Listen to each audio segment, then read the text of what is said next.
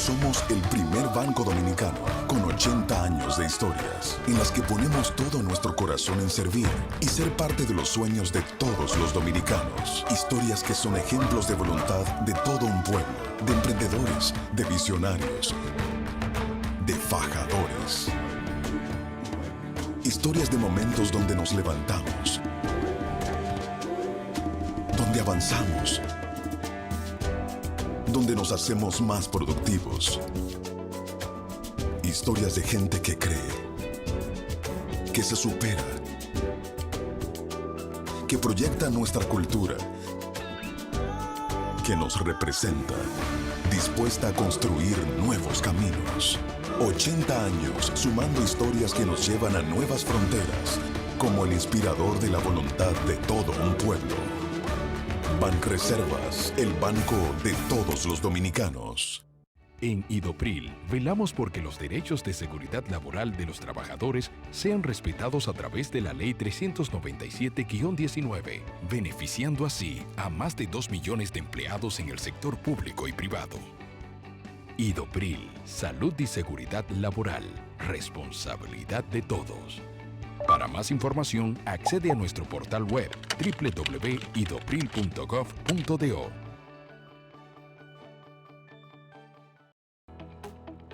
El Banco Central hace política monetaria. Para ello, utiliza la tasa de política monetaria, buscando incidir en las tasas de interés a que los bancos captan ahorros y prestan para el consumo de los hogares y la inversión de las empresas. El objetivo de la política monetaria es mantener la inflación en torno a una meta definida por el Banco Central, logrando la estabilidad de precios y contribuyendo a crear las condiciones para un crecimiento económico sostenido. Banco Central de la República Dominicana, por la estabilidad y el crecimiento.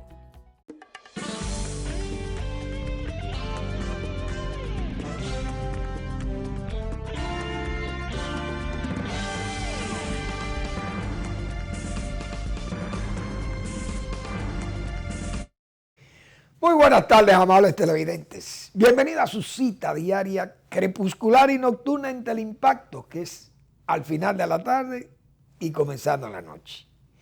Este es el único programa que tiene dos nombres. Al final de la tarde y comenzando la noche. Pero a veces es bueno uno diferenciarse o desmarcarse. Ponga su caridad en buenas manos. Apoye el Patronato de Lucha contra el Cáncer de Villa González Incorporado, una verdadera institución de servicio al prójimo más carenciado, el prójimo más desamparado. Apóyelos. 809-443-8010. También ponga su caridad en las manos del Hogar Escuela Santo Domingo Sabio, otra institución para formar jóvenes en alto riesgo. Avenida Independencia, casi esquina Avenida General Gregorio Luperón, aquí en Santo Domingo. Apóyelos también. Bien, señores, uno ve la situación del mundo, las vacunas, el nuevo cambio de liderazgo en los Estados Unidos. Y el mundo como que anda medio complicado y que puede degenerar en situaciones muy graves, piensan algunos. Yo pienso que hay como una recolocación de los bloques. Estados Unidos obligó en tiempo de Trump a que naciones como China y Rusia se dieran cuenta realmente de ese liderazgo que llegaba a los Estados Unidos, de una persona como Trump que no era político, con muchísimas deficiencias, no hay duda. Y entonces aquellas naciones como que se protegieron, dijeron vámonos casi por la vitalicidad de nuestros líderes. Ya tenemos un Putin probado y un Xi Jinping probado, que se queden ahí, porque en Estados Unidos ha llegado algo que uno no sabe lo que es, pero sí sabemos que es un hombre que no tiene muchas habilidades, destreza de político. Y de hecho, Estados Unidos se alejó de amigos y de bloques. Y Trump como que se quiso refugiar en su América grande, como decía ella, Estados Unidos primero. Y se desentendió de algunos amigos importantes, principalmente los de Europa. Porque Europa es un bloque que siempre ha estado al lado de los Estados Unidos.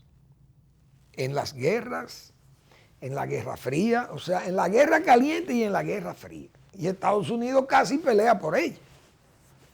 Y entonces, Estados Unidos es un país, como yo decía, que tenía una influencia global, una hiperpotencia.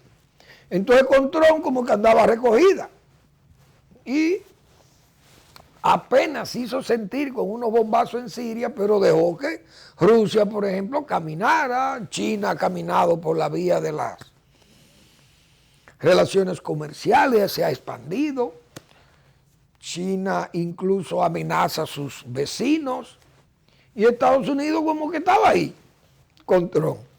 Los demócratas parece que conociendo a los líderes, porque ya venían de la época de Obama, principalmente Biden como vicepresidente, y que salió mucho Biden, y estaba en mejores condiciones que ahora, porque no hay duda que él está muy disminuido. Parece que los rusos, esa respuesta que dio el propio Putin, fue una respuesta como, no mofándose directamente, pero sí, con ironía dijo, como que la salud del presidente de los Estados Unidos, como que le quiso decir como que no andaba bien, por esa respuesta tan lacónica que dio él cuando le dijeron a Biden que sí, Putin era un asesino, y con ese monosílabo sí, respondió y dejó el mundo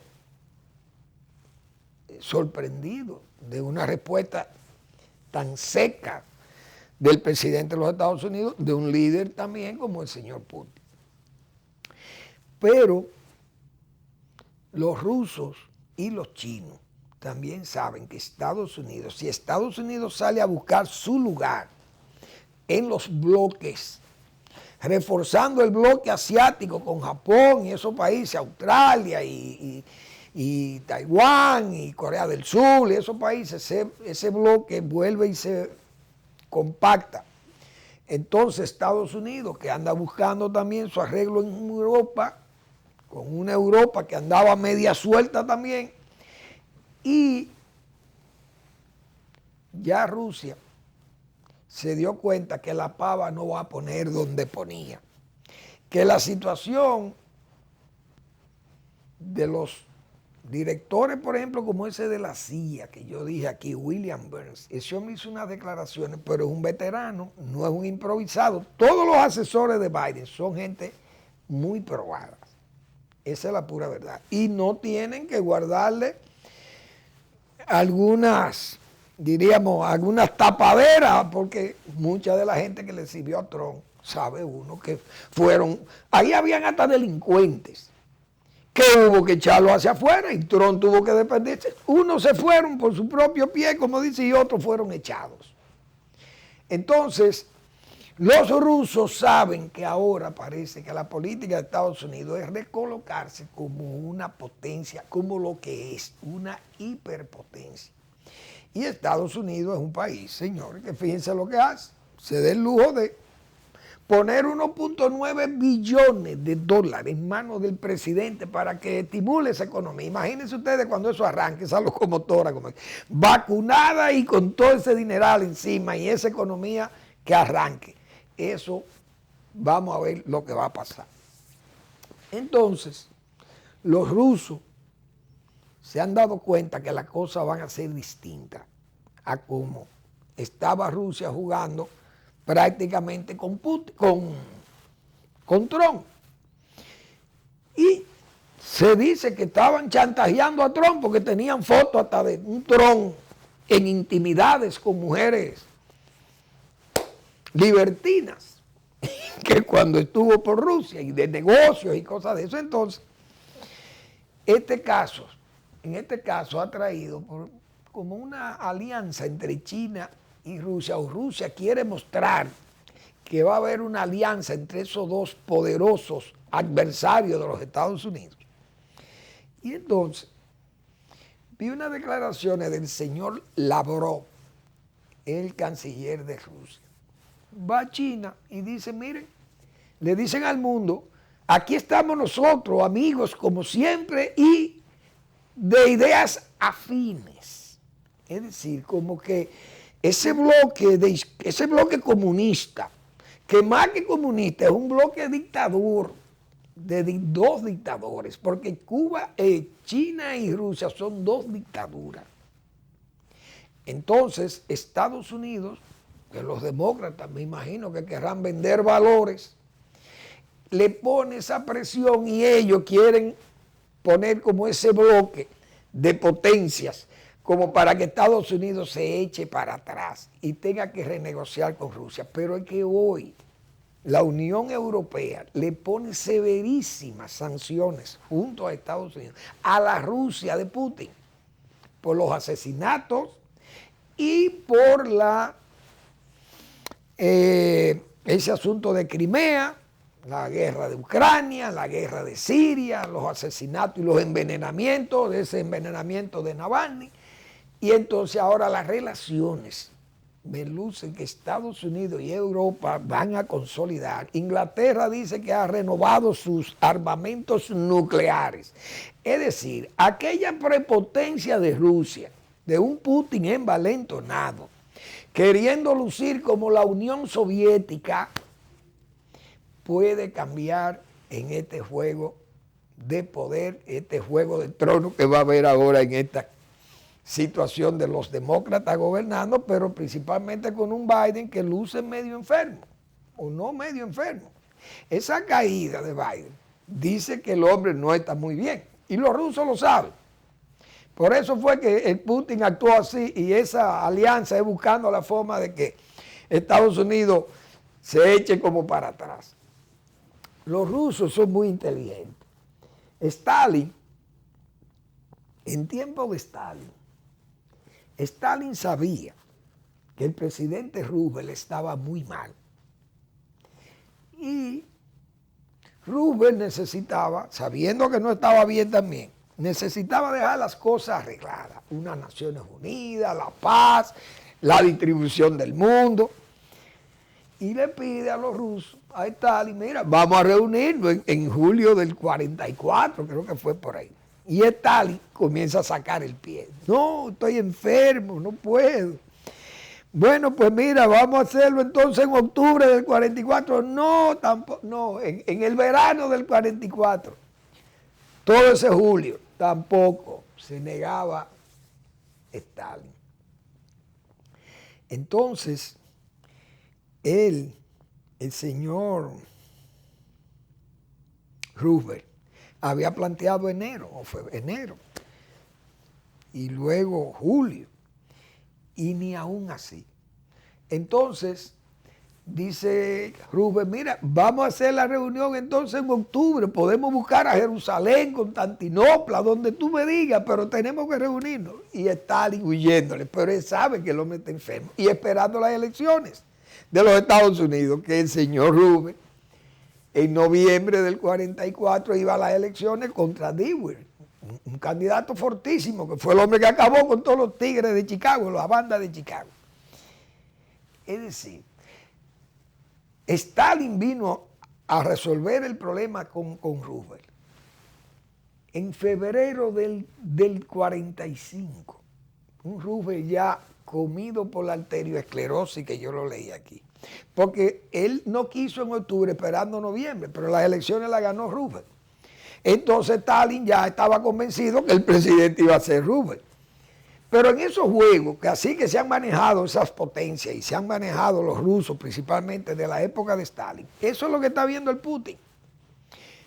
Puede pensar que este señor puede colapsar, porque luce enfermo, no hay duda de ello que luce enfermo. Pero el mundo no anda bien. A pesar de que chinos y norteamericanos se reunieron en Alaska y las cosas son, muchas veces salen, diplomáticamente salen cosas que se ven mal y después como que se arreglan al final.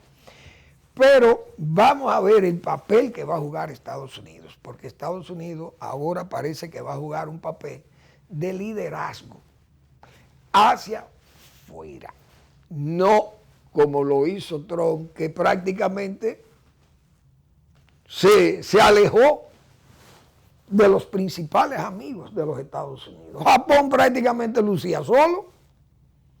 Oye, este hombre cortejando al gordito de Corea, y Corea del Sur como, ¿y qué es esto? ¿Pero y por qué? ¿Cómo es el asunto? No, vete en mi avión, de Vietnam, vámonos, tú te vas en mi avión, yo te llevo. Esas cosas son gravísimas para un país como los Estados Unidos, que tiene tantos compromisos que cuidar en Asia, principalmente con esos amigos que tiene, que no podía estar jugando con esa situación. Y Trump en eso, no hay dudas, que fue un mal presidente, como el peor. Vamos a la pausa y regresamos.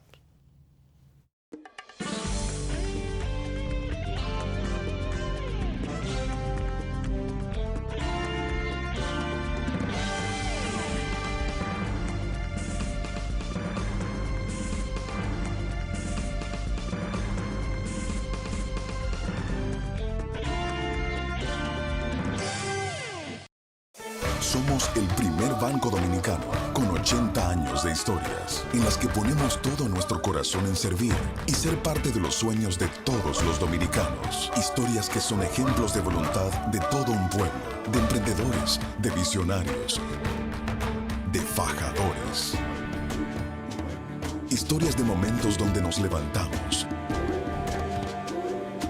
donde avanzamos, donde nos hacemos más productivos. Historias de gente que cree, que se supera, que proyecta nuestra cultura, que nos representa, dispuesta a construir nuevos caminos. 80 años sumando historias que nos llevan a nuevas fronteras, como el inspirador de la voluntad de todo un pueblo. Banreservas, el banco de todos los dominicanos. En Idopril, velamos porque los derechos de seguridad laboral de los trabajadores sean respetados a través de la Ley 397-19, beneficiando así a más de 2 millones de empleados en el sector público y privado.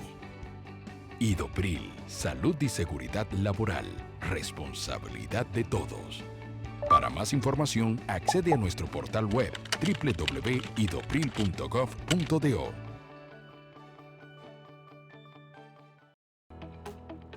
El Banco Central hace política monetaria. Para ello, utiliza la tasa de política monetaria, buscando incidir en las tasas de interés a que los bancos captan ahorros y prestan para el consumo de los hogares y la inversión de las empresas. El objetivo de la política monetaria es mantener la inflación en torno a una meta definida por el Banco Central, logrando la estabilidad de precios y contribuyendo a crear las condiciones para un crecimiento económico sostenido. Banco Central de la República Dominicana, por la estabilidad y el crecimiento.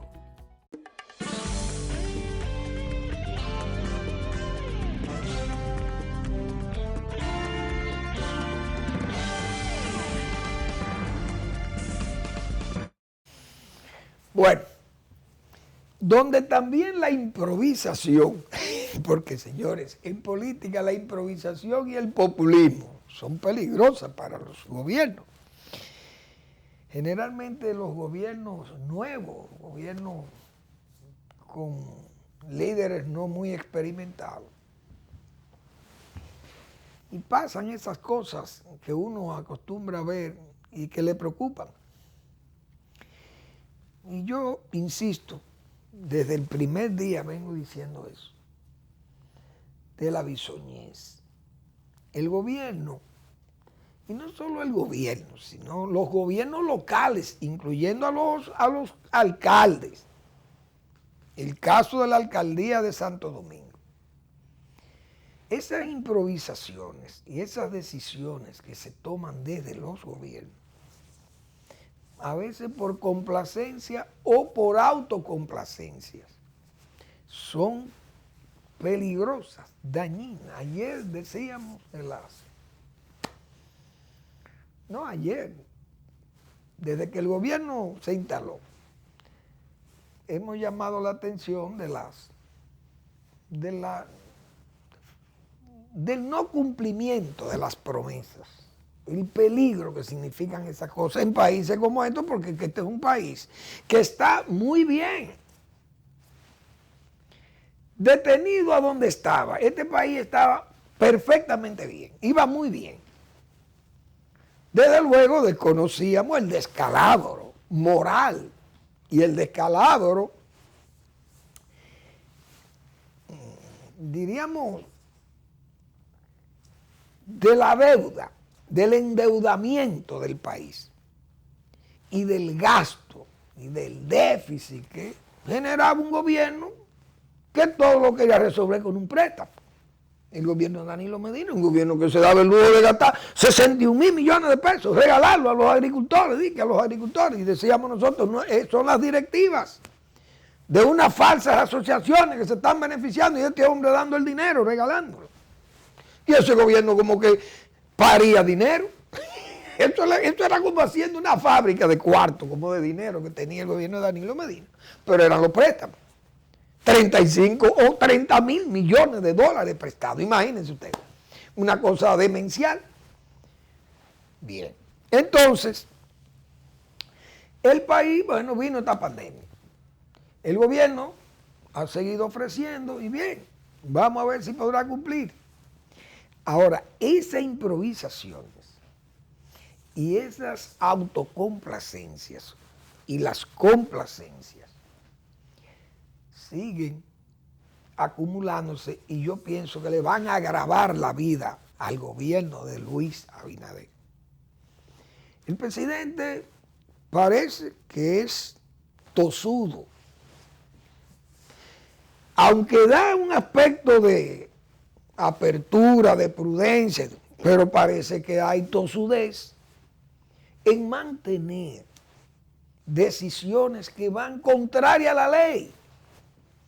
Y uno no entiende por qué el presidente, si tiene asesores ahí, gente que conoce el Estado, y cómo que el presidente insiste en que ocupen cargos personas que no pueden ocupar esos cargos.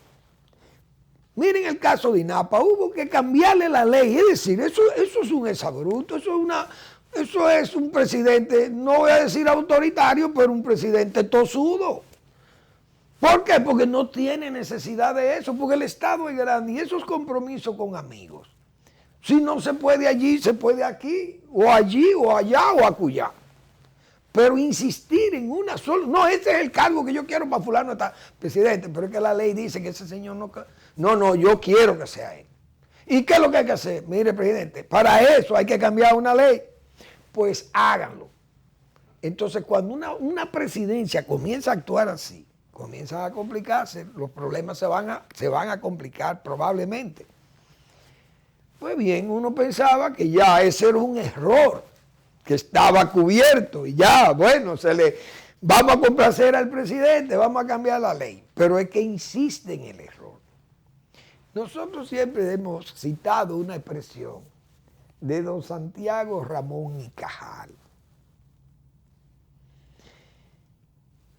El error, uno comete un error y se puede subsanar. Y usted corrige ese error y entonces ya, la gente se olvida de ese error. Ahora, si usted insiste en el error, ese es el peligro mayor del error. No es cometerlo, sino insistir en él. Entonces el presidente vuelve a la carga, como diría, con otro caso similar al de INAPA, con este asunto de proconsumidor, para complacer a una gente que ni siquiera es de su partido. Un hombre que viene de oportunista político, de un partido que es adverso al partido del presidente. Y entonces, él tiene que complacer a este señor y tiene que violar la ley de nuevo. Y uno se pregunta, ¿habrá que complacer al presidente de nuevo? La gente se va a ir dando cuenta que lo van a tomar de tontos o que es una tomadura de pelo, de que el presidente es así y porque es así hay que complacerlo. Entonces, esas cosas son hijas de que un error puede ser una improvisación del principio. Bueno, uno, comenzando un gobierno nuevo, bisoño, que tiene diríamos un enemigo que hemos dicho que no es encubierto, que se llama la falta de experiencia de Estado, bien. Pero que se insista de nuevo en ese error es algo increíble. Entonces, eso es en el gobierno. Anda el ayuntamiento, se crean o se toman decisiones para crear ambientes mediáticos, ambientes de opinión pública favorable y de que las cosas se están haciendo muy bien. Como se dice vulgarmente, no la estamos comiendo. Cogen una vía como la Bolívar y a la Bolívar le eliminan, o no le eliminan, sino la seccionan, le dejan aparte un área del rodaje para una ciclovía. Pero es una calle muy transitada. Se tapona muchísimo porque hay que dejar esa ciclovía abierta.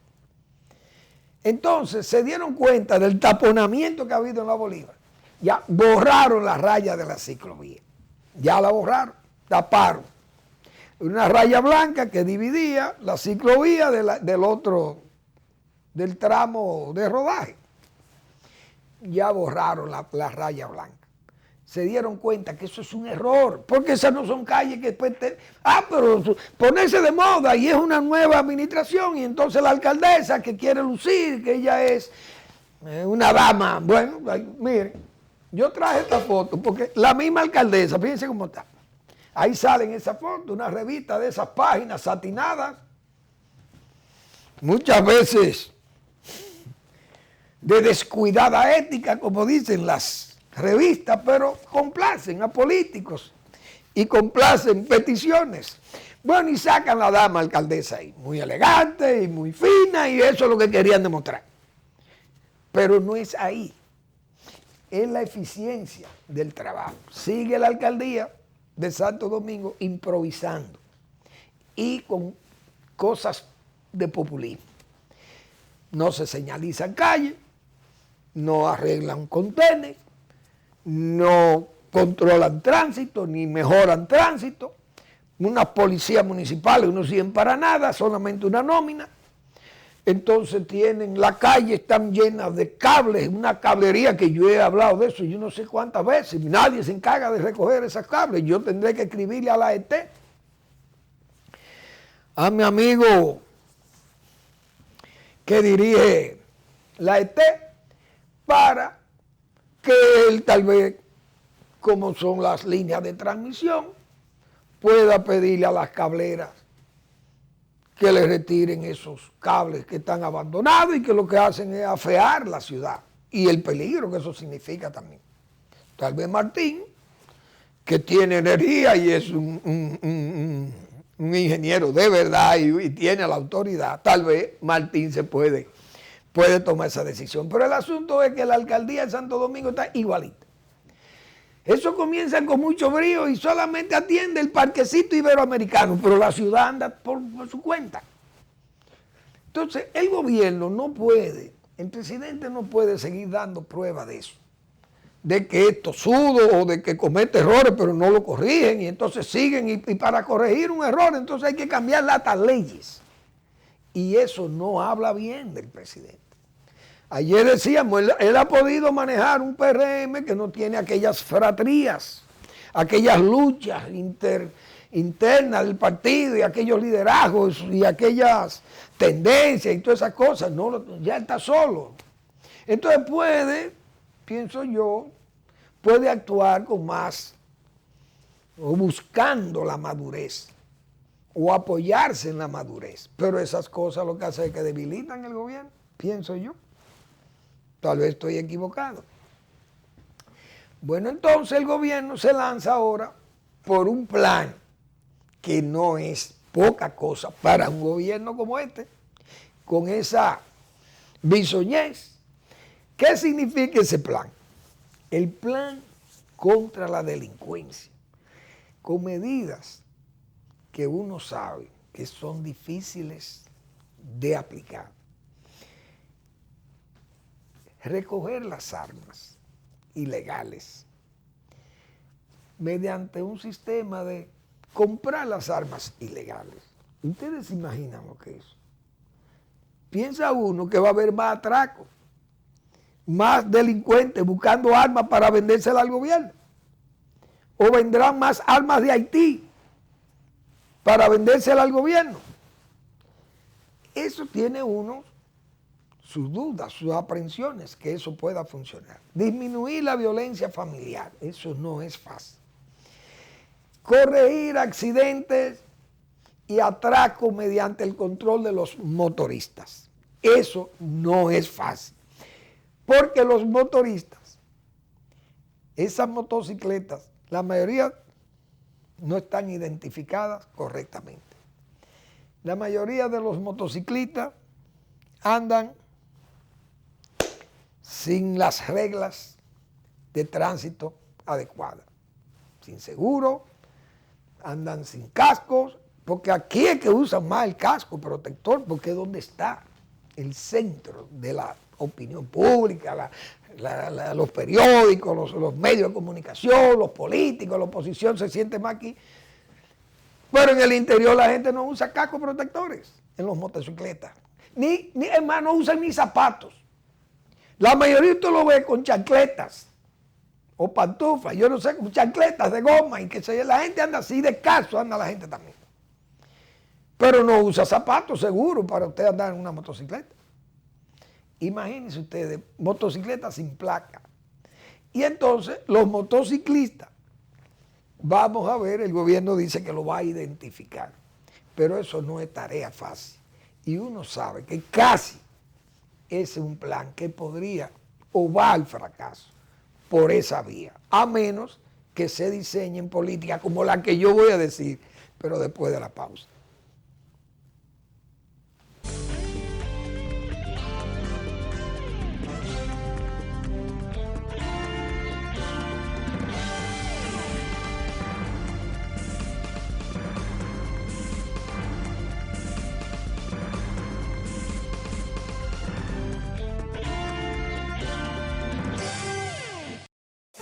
Somos el primer banco dominicano con 80 años de historias en las que ponemos todo nuestro corazón en servir y ser parte de los sueños de todos los dominicanos. Historias que son ejemplos de voluntad de todo un pueblo, de emprendedores, de visionarios, de fajadores. Historias de momentos donde nos levantamos, donde avanzamos, donde nos hacemos más productivos. Historias de gente que cree, que se supera, que proyecta nuestra cultura, que nos representa, dispuesta a construir nuevos caminos. 80 años sumando historias que nos llevan a nuevas fronteras, como el inspirador de la voluntad de todo un pueblo. Banreservas, el banco de todos los dominicanos. En Idopril, velamos porque los derechos de seguridad laboral de los trabajadores sean respetados a través de la Ley 397-19, beneficiando así a más de 2 millones de empleados en el sector público y privado. Idopril, salud y seguridad laboral, responsabilidad de todos. Para más información, accede a nuestro portal web www.idopril.gov.do. El Banco Central de la República Dominicana te invita a la Semana Económica y Financiera 2021. Disfruta gratuitamente y por Internet charlas, talleres, conferencias y otras actividades sobre economía y finanzas, en colaboración con la Fundación Child and Youth Finance International y la participación de instituciones públicas y privadas del país. Desde el 22 al 26 de marzo, de 9 de la mañana a 6 de la tarde, a través de Zoom y YouTube. Banco Central de la República Dominicana. En San José de las Matas, que hemos señalado aquí, es el más ecológico de los municipios.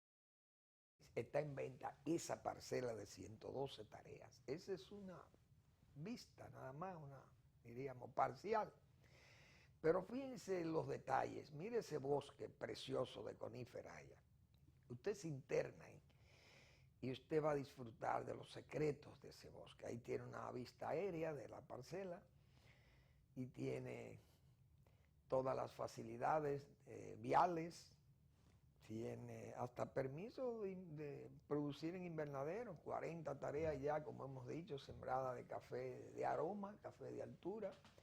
Fíjense la calidad de ese suelo, miren la uniformidad de ese cultivo de ajíes en un momento dado, con un buen sistema de irrigación por goteo. Bueno, ahí tiene otra vista de la parcela, es decir, es una verdadera joya viva de la naturaleza. Contacte a doña Magalis Bello en el 809-350-6355 para más detalles.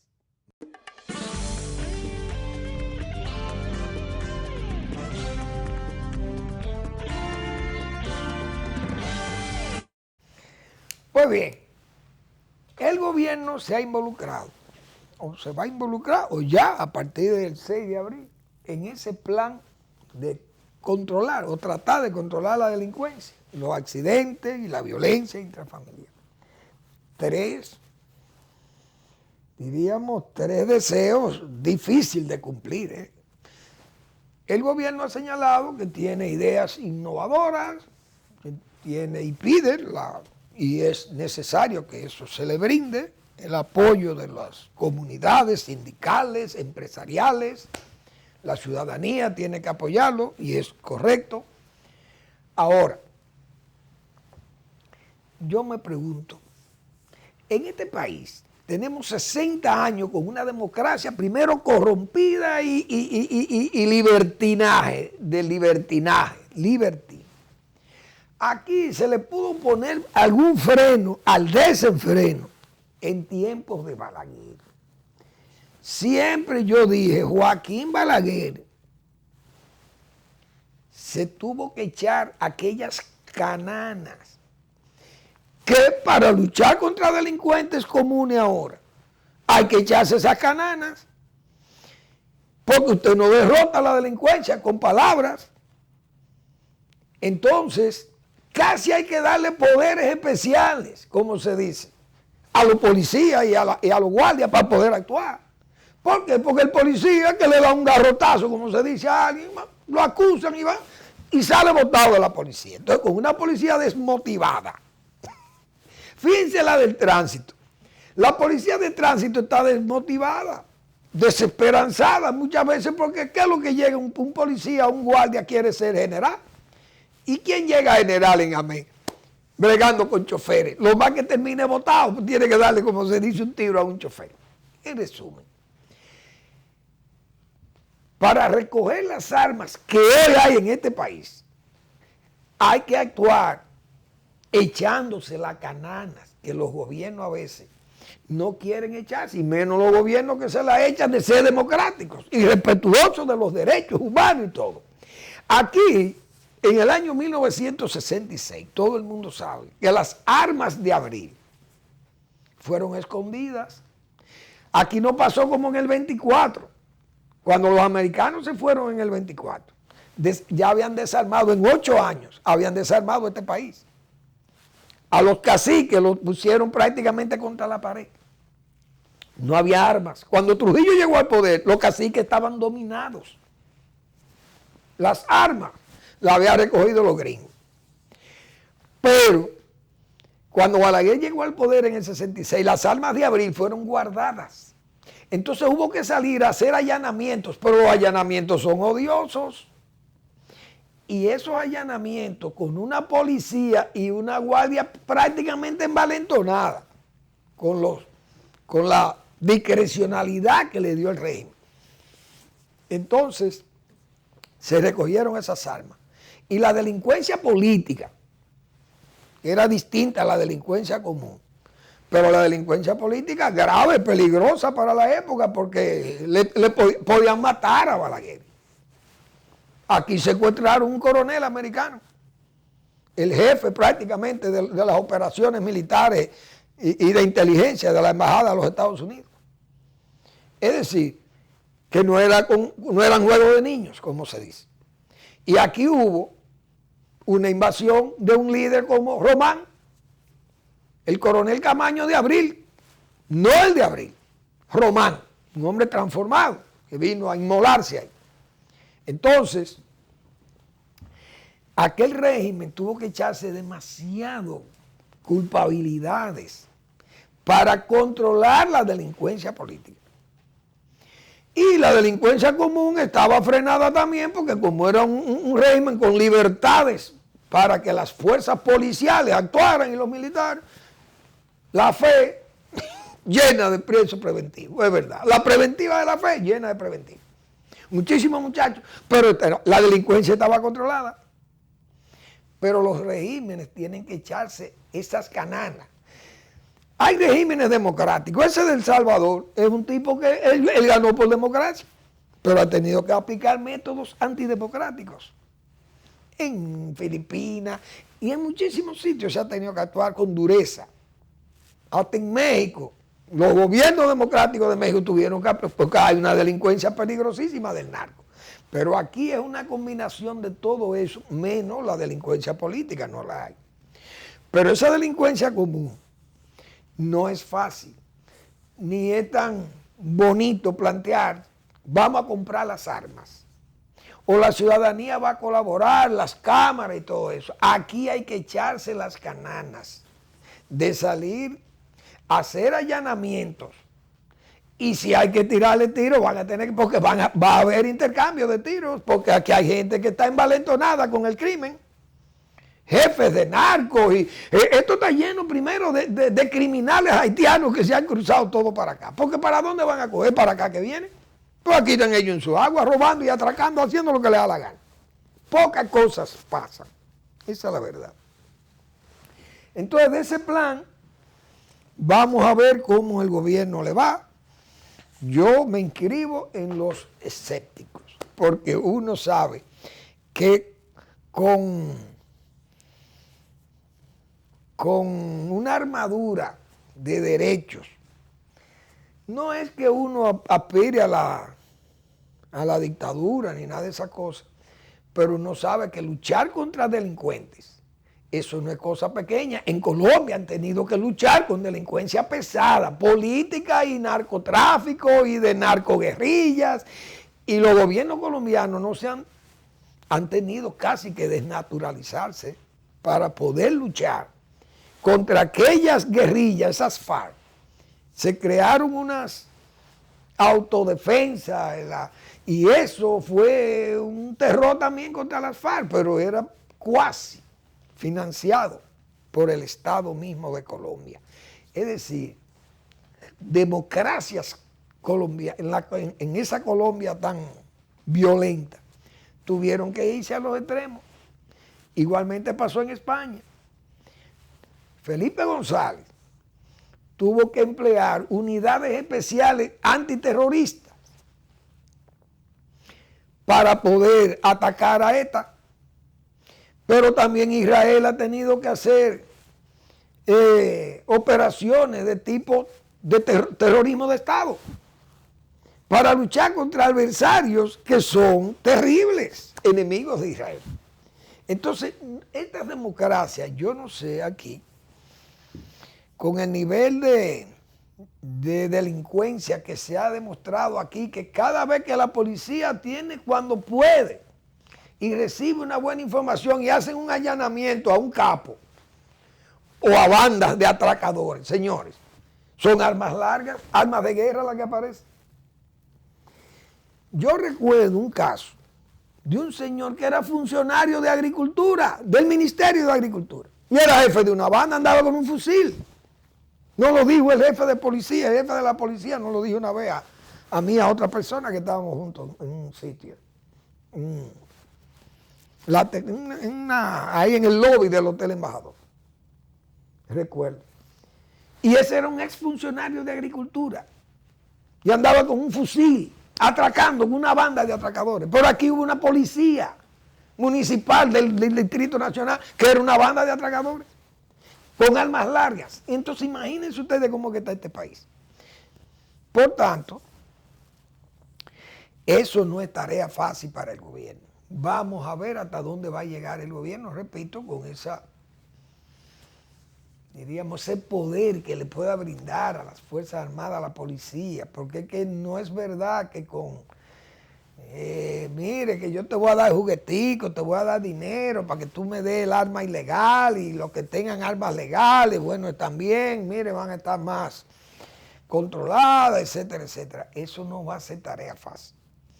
A menos, repito, que el gobierno ceda parte de esas bondades, de esas cualidades de respeto a los derechos y a muchísimas cosas, que es difícil de cumplir con lo que viene, repito, si no hay allanamientos, no va a haber descubrimiento.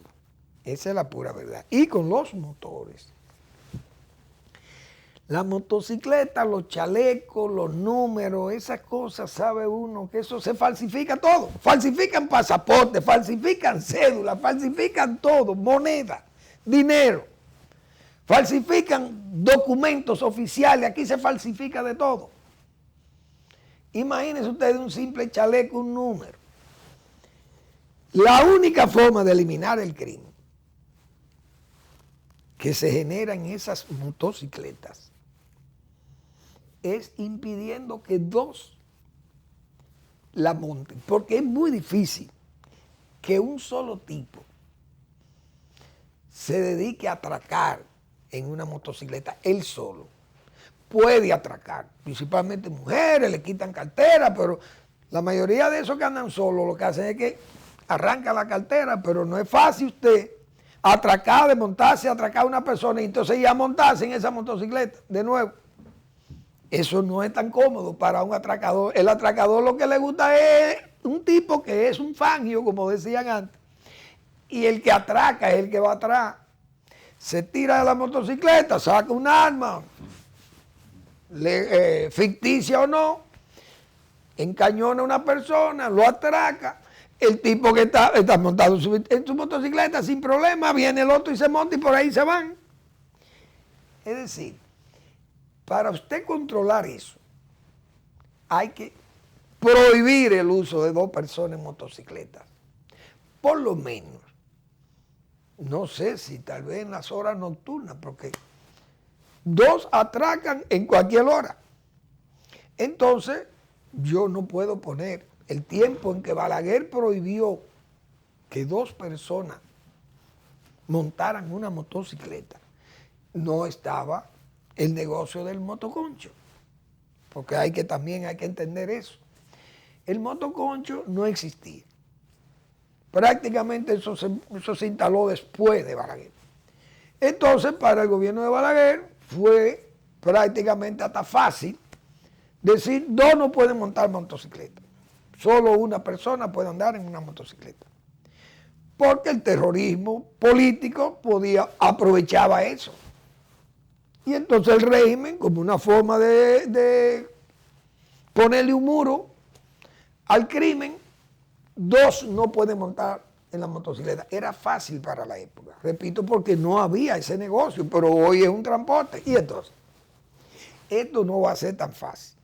Habrá que ver cómo se controla esto, cómo serán los alcances de ese plan, que es bien explicado y uno sabe lo difícil que es llevar a la práctica esas ideas o esos planteamientos hechos de muy buena fe, con muy excelentes, buenas intenciones, y ojalá todos podamos colaborar para ayudar en esta tarea a las autoridades.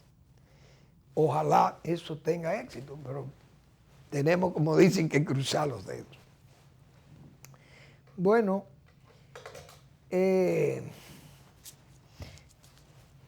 ahora se despiertan algunos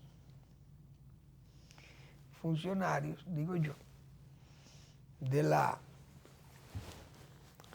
las dificultades que traen esas promesas de que usted, imbuido de un deseo inmenso de hacer las cosas, de trabajar, de hacerlas bien.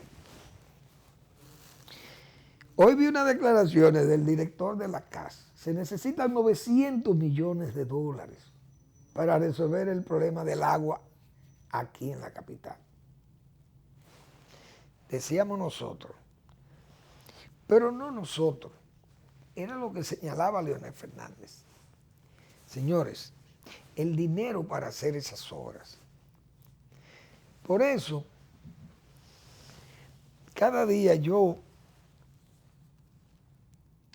que se me puede considerar como una suerte de fanático del balaguerismo, para otros del balaguerato, como decían sus adversarios más cerriles de Balaguer. Pero Joaquín Balaguer, que fue tan pragmático, tan ejemplar, porque las cosas que hacía Balaguer, sin tener que recurrir a dinero prestado, Balaguer nunca hablaba en dólares, en pesos, y citaba hasta los centavos. No olvidaba ni siquiera los centavos. No hablaba de dólares. Entonces, uno ve la bisoñez, como siempre tengo que señalar. Eso que dice el director de la CAS, que llegó con un entusiasmo, bueno, que va a resolver todos los problemas de las cañadas y el agua de Santo Domingo. Ahora dice que se necesitan 900 millones de dólares en 15 años, pero nadie habla de los pesos. ¿Por qué no hablan de los pesos? Porque los pesos son el ahorro interno, pero solamente están pensando en el préstamo fácil para hacer las obras. Y uno que a veces puede lucir exagerado tal vez o excesivamente fanatizado con esas políticas del balaguerismo en su época. Pero yo digo lo siguiente, señores, pero ¿y estas obras hidráulicas de Balaguer? Que repito, no hablaba en dólares.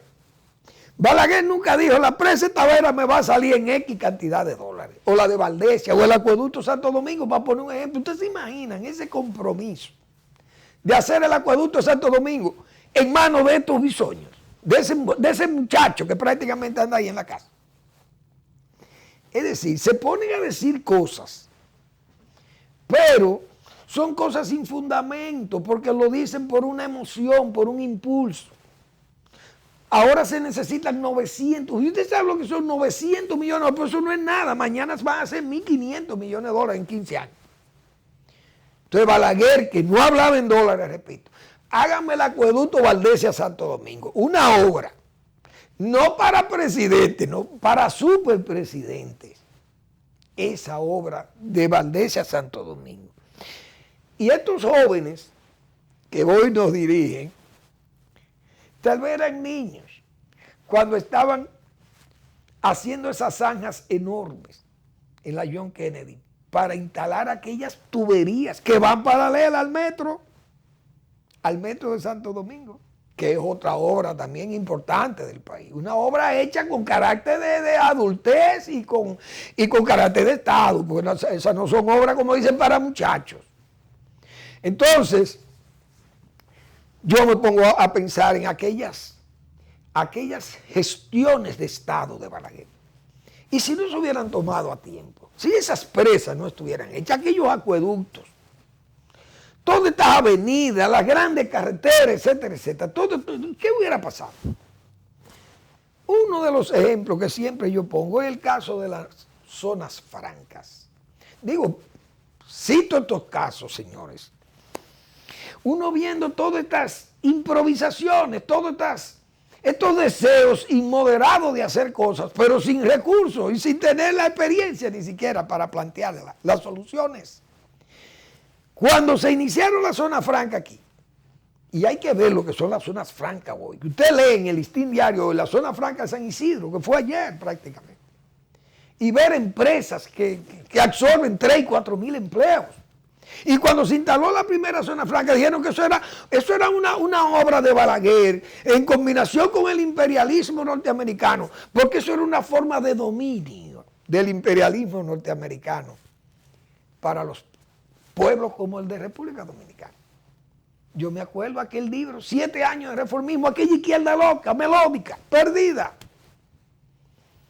criticando las zonas francas. Hoy son verdaderas soluciones, pero son soluciones, decisiones de Estado, decisiones de un estadista. Por eso perviven hoy, están ahí. No son monolitos, son cuerpos vivos, orgánicos que están trabajando y generan riqueza para el país. Gracias por su atención, nos vemos mañana en otra entrega de Al Final de la Tarde y comenzando la noche.